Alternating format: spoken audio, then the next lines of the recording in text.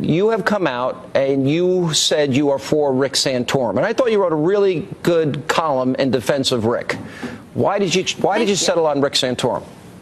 I did, and I don't feel that I'm settling. I actually feel that this I didn't mean it that way.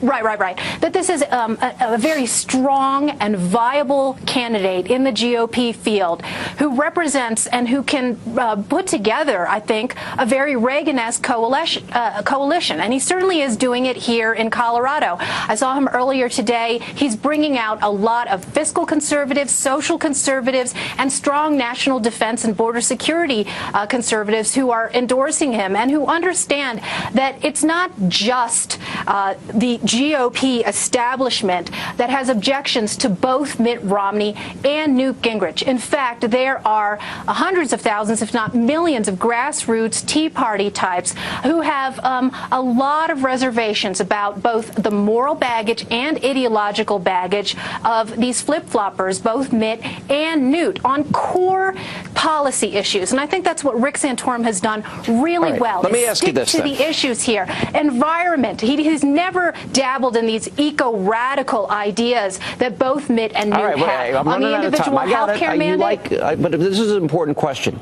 because he won Iowa. He lost New Hampshire, South Carolina, and Florida. The Nevada caucus is on Saturday.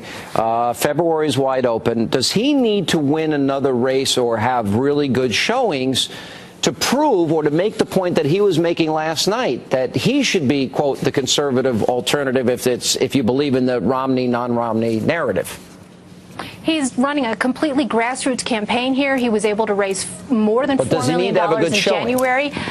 Of course he does, and I think he will here in Colorado. The turnout and the poll numbers, the latest PPP results in Missouri and Ohio, Colorado, all look very good for him. He says he's in it to stay, and I think that he's got a lot of momentum, a lot of buzz, a lot of people realizing, as I said before, and as I said last week on another Fox show, that they have an alternative, and people do not have to accept that Mitt and Newt is it. All right, Michelle, always good to see you. And by the way, it's at Michelle Malkin on Twitter, at Sean Hannity on Twitter, and we have a lot of fun going back and forth. Hope you'll join the